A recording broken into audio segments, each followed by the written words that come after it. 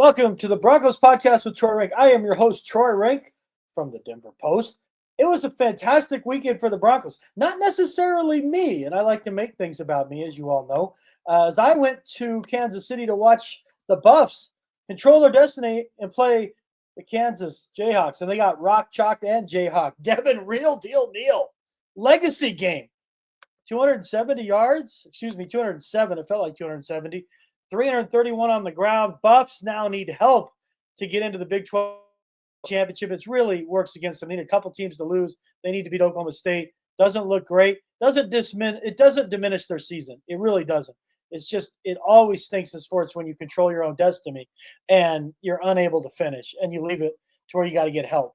But it does not take away from their season, as Coach Prime admitted afterward. They got caught up in the attention. Sometimes when you allow your ego to inflate, it can lead to a humbling loss, and it did. And that brings us to the Broncos. This Broncos-Raiders game is the kind of game they would have lost every year over the previous 8 years. And they had. They hadn't beaten the Raiders in Oakland or Vegas in 8 tries. They'd never won in Vegas. We talked about on the Friday podcast. So what was different? Because this was a sluggish start. Broncos did not get off to a great start. They're in trouble early.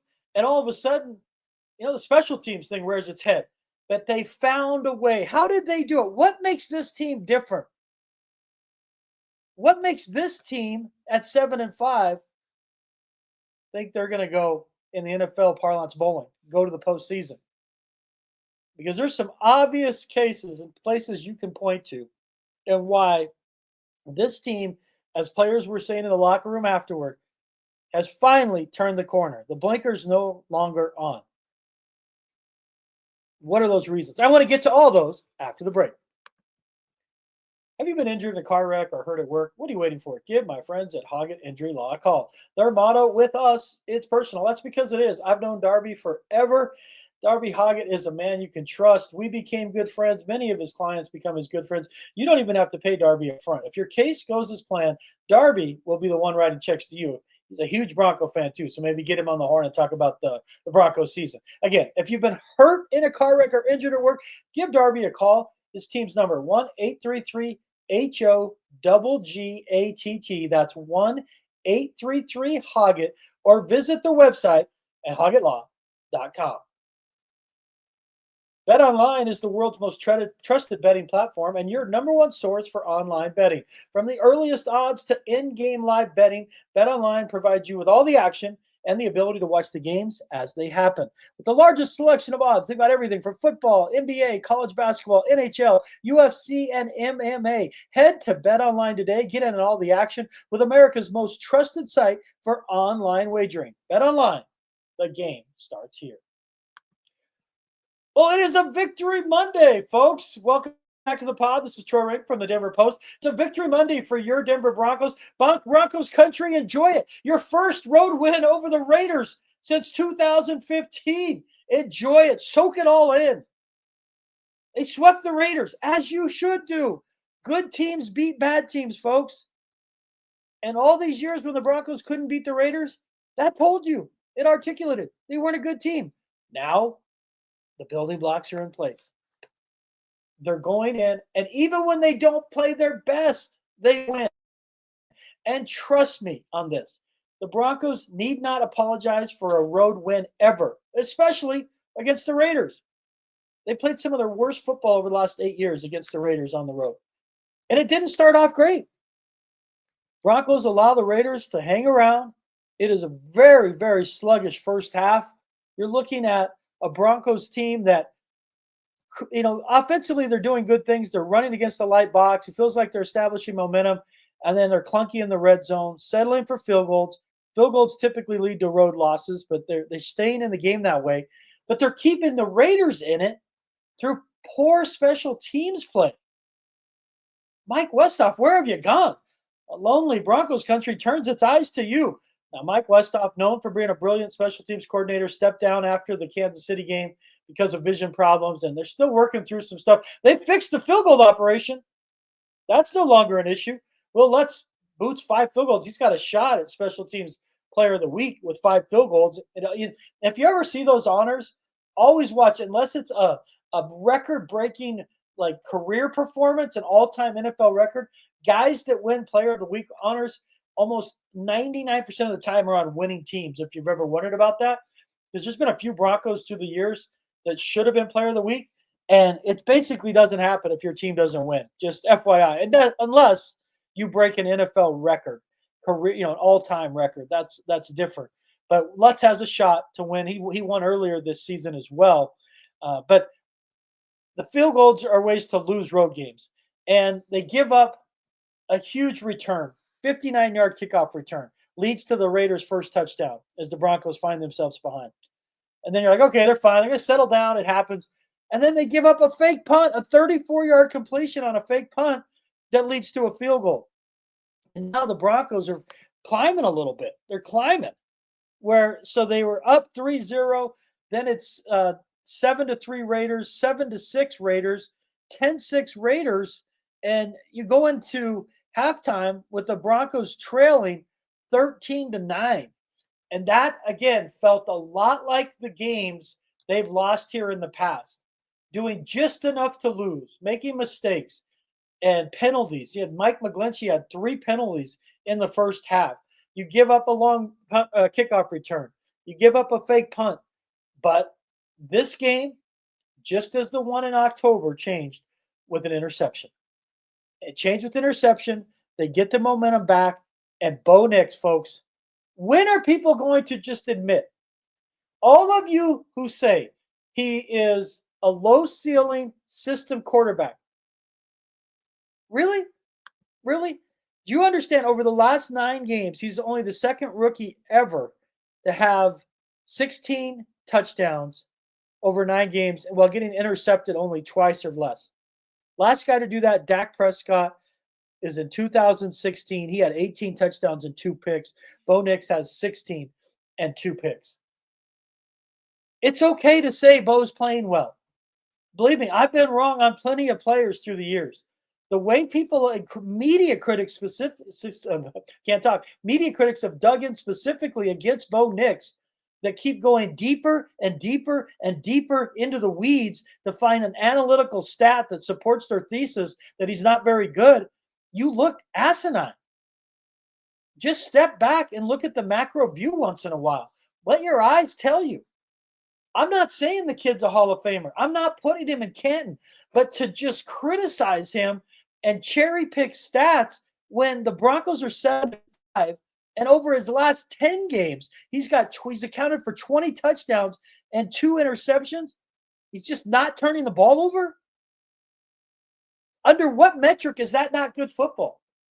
Did you have to find a logarithm from Pro Football Focus to make your thesis make sense? That, but on third down at night on Thursdays against pass-only teams that use platoon edge rushers, Bo Nix is 2 for 6 on throws of 1 to 6 yards. That's what it feels like. Like you're going so far into the weeds to find stats to support your original thesis that he isn't any good and he shouldn't have been picked in the first round. Look, I didn't necessarily think he was a high first-round pick. I had him in the 20s, but I supported the pick because Sean Payton's arrogance about Bo Nix was so obvious that I'm like, this is going to work. Payton attached his entire legacy, folks, to this draft pick. His chance at making the Hall of Fame was attached to this draft pick. If he gets the Broncos back on track and ultimately in a Super Bowl, not necessarily win it, during his time here, his chances of going to the Hall of Fame increased dramatically. Because at that point, he's a top 15 all-time in terms of wins. Then you have 2 Super Bowls, and you've won a Super Bowl, and you've done it in multiple conferences. Now your resume's got thickness to it. I get it. Bountygate's going to hurt him. I'm not saying that. But he's got a chance for the Hall of Fame. And he attached that chance to the second chapter of his career to Bo Nix. That's why I thought it would work. The guy knows offense. And you have Luke McCown, who played for Peyton in New Orleans, saying he can't believe how much Bo Nix looks like Drew Brees. And I'm not going to say he's Drew Brees. That's not fair. But there's some Drew Brees-like qualities here. His leadership, his ability to protect the football, his ability to avoid sacks. He dropped back 44 times yesterday and was sacked once. Oh, it's the sorry-ass Raiders. True. They don't get a lot of sacks, but they get pressure. And they have Max Crosby. He had sacks in 10 consecutive games against the Broncos. He couldn't get after him. Bo Nix sidestepped him multiple times. Nix was sacked one time and 44 dropbacks. Now, I don't like him dropping back that often. I've made it clear that I don't think that number should really ever get over 35, but it's a reflection of Sean Payton's trust in him that he's allowing him to drop back that much. Now, part of it was they were facing cover zero a lot, and rather to try to crease him with the run game on these blitzes, they stayed in pass, and they were trying to basically hit hot routes in the passing game. But this game turned, they get a pick, and Courtland Sutton puts on a show. Again, I still, and maybe this is where me as a critic, probably have to soften my stance. I don't see Courtland Sutton as a 1. The last 5 weeks, he's been a 1. He's now on pace for 1,000 yards. He's on pace for like 6 touchdowns. I'd still love to have him. He'd be like the best 2 in the league because at times he disappears, but he did not yesterday. And the difference this year is that when things have gotten rough, he has shown up. And yesterday, he had 1 catch for 17 yards in the first half. He had 6 for 78 in the third quarter. And he mossed the player for a touchdown. That's the one that put him up 16-13. That 18-yard pass from Nix to Sutton, where you just see Nix saying, I'm going to give you a shot here. And that's the trust developing. That's my 50-50 ball. And with him right now, it's not 50-50. You like the odds in Sutton's favor. And he goes up and gets one. And then you get another 2-yard pass to Sutton in the back of the end zone. So he ends up with 2, nearly 100 yards receiving. Trying to 1,000-yard receiver since, when he did it in 2019. That's why I caution people when they're saying, he's Pro Bowl, all pro. He doesn't have those kind of numbers, folks. He's barely on pace for 1,000 yards in a 17-game season. But his value to this team is real right now. He has become the safety blanket, the safety net for Bo Nix. He's become that guy for him. And they were able to put this game away with just enough offense. Nix stays on his heater where he's throwing touchdowns, he's taking chances, and he's taking care of the ball. Is it perfect? No. Could he have had a couple of picks? Absolutely. The reality is he didn't. He's playing well. He's a reason they're winning. They're not asking him to be a game manager, folks. He's out there making plays along with Sutton. And they needed it because they did some weird things at the end of that game that I did not understand. But we talk about that Nix was on a heater. Brandon Jones with his interception. The guy was sick all week. He's dealt with injury. And again, there's a reason they moved on from Justin Simmons. It was hard for all of us to understand at the time. Like, you get nothing for him. Why didn't you trade him at the deadline in the previous October?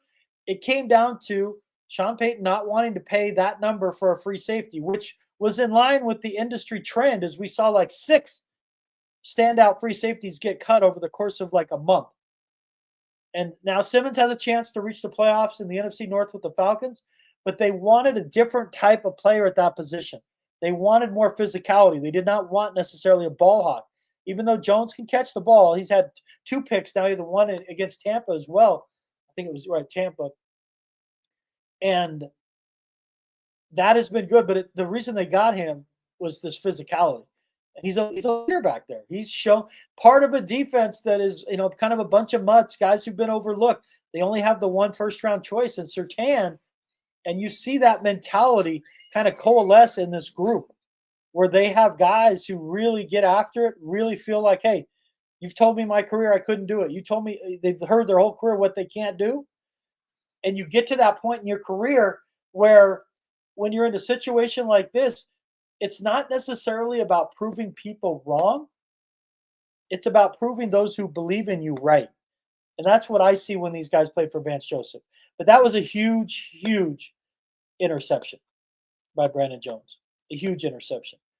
And again, this was not a clean game, folks. They lose Riley Moss to what we hope is an MCL injury and that he might only miss a little bit of time. There was a chance at one point he was going to come back in. If you missed the play where Moss was hurt, he was coming up on a tackle and his leg was, he's firmly in the ground, and he got hit by Cody Barton diving in at the end of the play, friendly fire. His elbow strikes Moss's knee, and it kind of hyperextended it. It didn't look great, but he went to the blue tent, went to the locker room, was ruled out, the typical protocol. But Sean Payton allowed after the game that there was a chance he was going to go back in. So hopefully he doesn't miss time. But this year, more than years past, they're protected because they got a veteran in Levi Wallace. They had that last year a little bit as well. But Wallace started last year. He's been through it. He played big-time football at Alabama. He's been in the league for a bit. So at least you have some comfort going into a game if Moss can't go, that you've got a guy who's done it before. You're not throwing out a rookie and asking him to make his debut on Monday Night Football. So, and Zach Allen didn't play. He was walking around before the game with a boot on his, I think it was his right foot. So we got to keep an eye on that because they missed him. They were not getting interior pressure. They got better against the run, and they had some plays late. Malcolm Roach had a big play late, but it was not the same without Zach Allen. Let's be clear here. They need him back on the field. So hopefully he's back for this game because he's been in contention for All-Pro and Pro Bowl honors. But they missed him. But it was still some curious things that went on in that game that, again, we have Bo Nix, his last 10 games, he's accounted for 20 touchdowns, 2 turnovers, playing out of his mind. That is one of the best rookie stretches, according to the CBS broadcast, since 2000. We're going into the game, it was 18 touchdowns and 2 picks through 9 games. That was the best stretch by a rookie since 2000. Now he adds 2 more with no turnovers. So he's getting into a stretch we haven't seen from a rookie going on 25, 30 years. So please stop telling me he's a system quarterback and you don't like how his mechanics look at times on passes over the middle. Excuse me? Are you seeing the darts he's throwing to Vele or Sutton? Like, stop. That it just feels like you're making it personal, that you don't want to admit you're wrong. Because when it comes to Nix, if you can't say he's playing well, then that's a you problem. That's not a Nix problem. That's you trying to find any stat you can, any piece of video to support your thesis that he's not that good. Because at that point, it just feels like it's personal. But he's playing well. And Sutton's playing well. Special teams, they had issues yesterday outside of Will Lutz solving that. But one thing I want to get into is the end of that game. What was Sean Payton doing with the clock management? I mean, the Broncos have a chance to absolutely put this game away. And again, Sean Payton, we're debating this in the Denver Post. You can read it in the Denver Post. Should he be up for Coach of the Year? He's got a real shot now. For a team that was picked by Vegas to win 5.5 games, they're already at 7 wins. And that's, he's never won for them. So he already made that clear that he was going to meet that goal, and he did. But let's be let's be clear, it's a tough road with Mike Tomlin and Dan Campbell and Jonathan Gannon and Kevin O'Connell. But Sean Payton's got a case, folks. He might want to hide the film over those last 3.5 minutes. I have no idea what Sean Payton was doing. What's up, clock? Not Doc. Clock. The Broncos snapped that 8-game losing streak on the road to the Raiders, but it was so bizarre at the end. Remember this, for those of you who want a quick synopsis, 7-point lead, 3:38 left.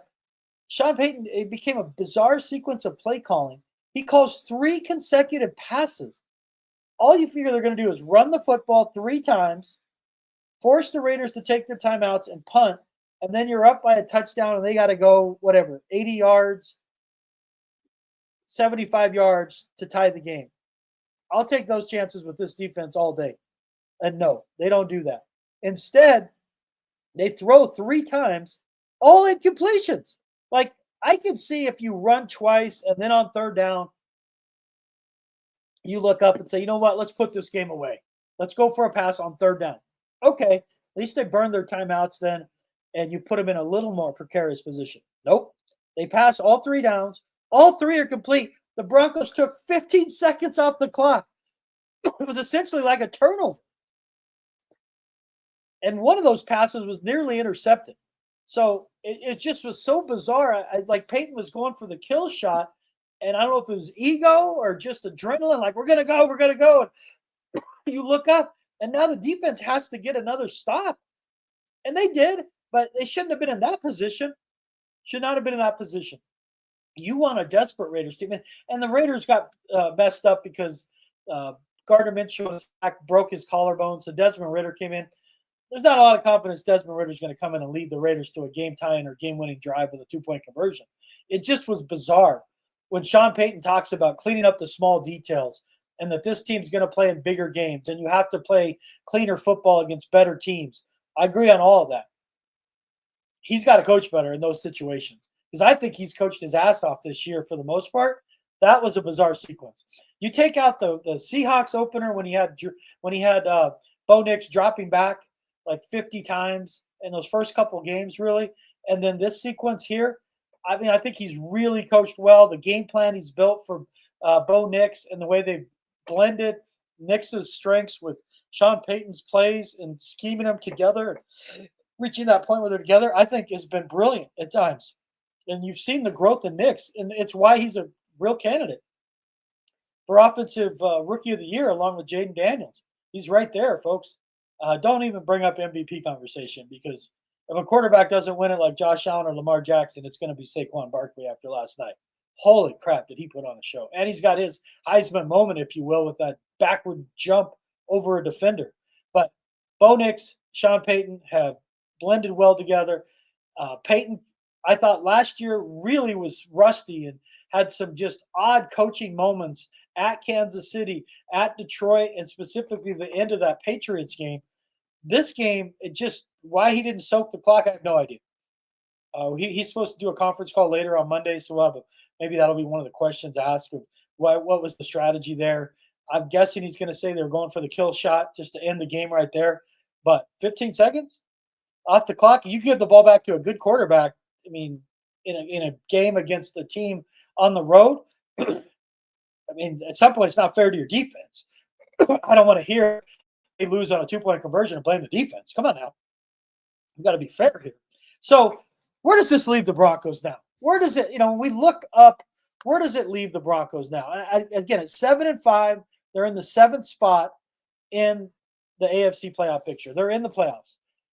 It's getting a little greasy because of the fact the Miami Dolphins are suddenly really hot, and they don't play the Dolphins. So we got to keep an eye on them now. And remember, the Broncos control their destiny, not unlike CU, but they control their destiny in that after they play Cleveland, they get a bye. They play the Colts at home, and they play the Bengals on the road. And remember, they switched, they flexed, they got flexed, and they had to approve it a second Thursday night game. They got flexed into that Thursday night game. So it will give them more days off in a prime time, take away the Bengals' advantage of that. So there was definitely some chess going on here where the Broncos get extra rest days before that Bengals game. That could be a playing game. It could be. But keep an eye on the Dolphins, too. They're suddenly getting sneaky. With Tua Tagovailoa back, they are playing much better. Much better. Let's look back, give some grades here on what we saw from the Broncos and kind of where they stand moving forward. The offense, I give the offense a B-. I thought they could have exploited the run more, but they got off to they were 1 for 6 on third down and finished strong. They got hot on third down, which was a huge part of why they were able to win that game, is they got hot in the second half. They finish up third down 6 of 15. So you take that's 5 for their last 9 on third down. That shows improvement. And again, you're doing it on the road, and that matters. So I give, but the fact that they ended up with only 40-plus yards rushing total for the game was 63 yards. I mean, that's just not going to cut it. But there are moments they could have established the run, especially with Estime. Again, it's never personal with me with Javonte Williams. I just don't understand why he's your number one back. McLaughlin led him in carries with 7 for 44, so they saw something they wanted with his speed on the outside. But Javonte Williams had 8 carries for -2 yards. So he led him in carries, and McLaughlin had 7, and Estime had 3 for 15. I'm not understanding it. I'm not at practice, so some of this must play out at practice to what they see in practice based on matchups and what they see from that guy that week in practice.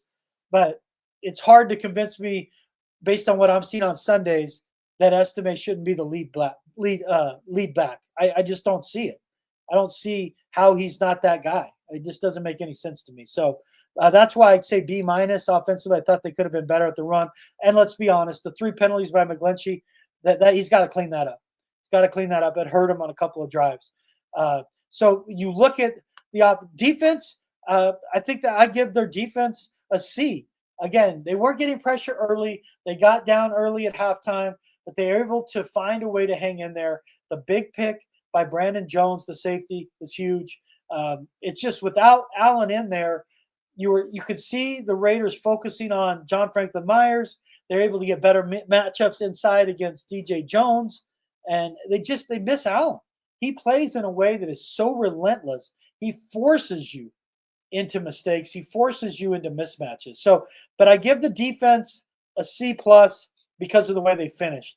They had to get a pick at some point, and they did, or a takeaway, and they did, and they found a way to get sacks at the end when the game was still a little greasy.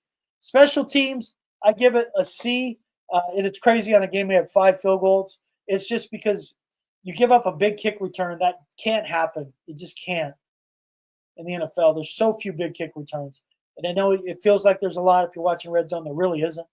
You can't give up one against a bad team to keep them in the game. And then the fake punt. That hurt. Both those really hurt. And they've played really good special teams for long stretches this season. But those 2 plays are a reminder. They got to be on point. They got to be on point. Again, coaching, I give the coaching a B minus. I think when you look at the adjustments made in the second half, you look at how the Broncos were able to be aggressive, take advantage of mismatches in the passing game in the second half. I give that's a credit to them. Sean Payton, I thought they could have run the ball a little more, especially with Estime. And secondly, I did not like that last sequence with 3:38 remaining. It just didn't make sense that you put yourself in position to have to get a stop, and I didn't like that at all.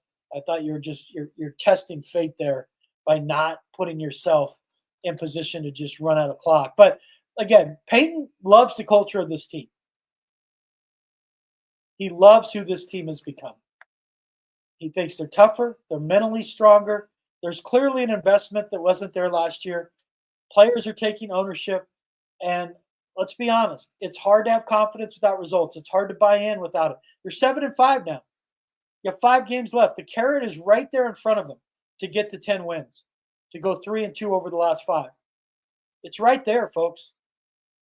You got to beat the Browns at home. You got to beat the Colts at home. Now you're down to 3 games. And between the games with at the Chargers, at the Bengals, and you finish at home against Kansas City, you need to win 2 of those 3 and you're in the playoffs. It's doable. It's doable. But just like with CU, you have to be careful to thinking you've done anything yet, because you haven't. You've changed the culture. You've made significant changes in the building, but you haven't changed anything externally in terms of winning record, reaching the playoffs. That's still out there, and that's everything for this franchise right now after the last 8 years. So you got to finish. You got to find a way to finish the fight. And you're in the last 5 rounds of the fight. It's a 17-round season. You have 5 rounds left in terms of the regular season. And you need to win on the card 3 of those rounds. And it's very doable. Browns are very beatable at home. Colts are very beatable at home. And again, winning one of those final 3 against the Chargers, Bengals, Chiefs. It's doable, folks. It's doable. So enjoy it. Enjoy 7-5. 7-5's got a little meat on the bone. 7-5 has showed a team that's exercised some demons and gone on a revenge tour. But it's not done yet. But enjoy it.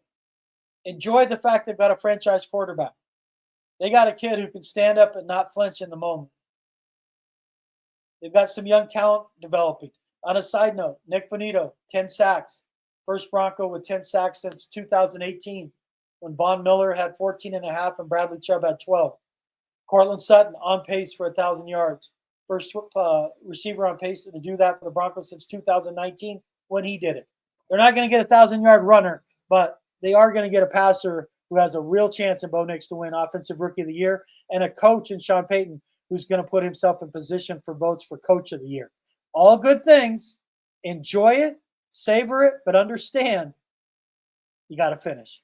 In pro sports, you cannot take your foot off the gas or you get embarrassed. You get humbled. So Folks, it's a good time to be a Broncos fan. They're in it. They're playing meaningful games in Thanksgiving and in December. Can they finish? I think they can. I said after the Chiefs game, I thought that loss was what would send them to the playoffs. I still believe that. Everything is in front of them at 7-5 with a very winnable game coming up against Cleveland. Folks, I hope you enjoyed it. I could not do the show without Big A behind the glass, putting in the work. You see him there. He's the guy. And also Mile High Sports and Nate Lundy. I would not be doing this pod, and I would not be doing it on YouTube if it wasn't for Nate and Big A. That would not be happening. Of course, my guy A1 from Day One, Darby Hoggett of Hoggett Injury Law, and our new sponsor, Bet Online. Can't thank them enough. Broncos country, I do this pod for you. Happiness that begins with me. Go out there and have a great day.